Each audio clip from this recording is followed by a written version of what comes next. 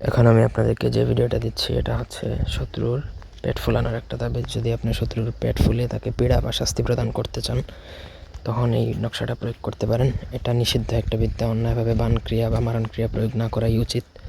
যদি একান্ত অপারগ না হন তাহলে শত্রুকে ক্ষমা করে দেওয়া ভালো, তবে অপারগ হলে আপনি প্রয়োগ করতেই পারেন। ব্যক্তিগত যে কোনো কাজের জন্য স্ক্রিনে দেওয়া নাম্বারে সরাসরি ফোনে বা হোয়াটসঅ্যাপে যোগাযোগ করে যে কোনো কাজ করাতে পারবেন দেশে বা দেশের বাইরে থেকে।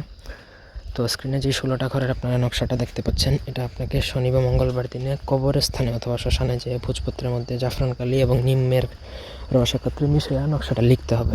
নকশার নিচে যেখানে শত্রু একটা জায়গায় রাখবেন সেখানে শত্রুর নাম, সে ছেলে হলে পিতার নাম, মেয়ে হলে মাতার নাম লিখে আপনাকে প্রথমত নকশাটা লেখা কমপ্লিট করতে হবে। নকশা লেখা শেষে আপনাকে সেটা সেই যেই শ্মশান অথবা পুরাতন কবরস্থানে দাফন করে চলে আসবেন।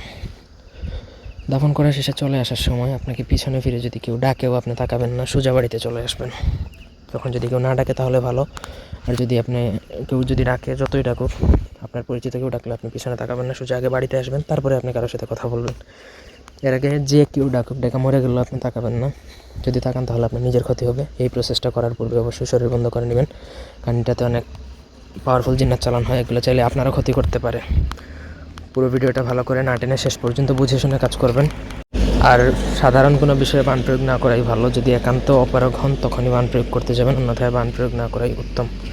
তো এই ছিল আজকের ভিডিও। ধন্যবাদ সবাইকে। আল্লাহ হাফিজ।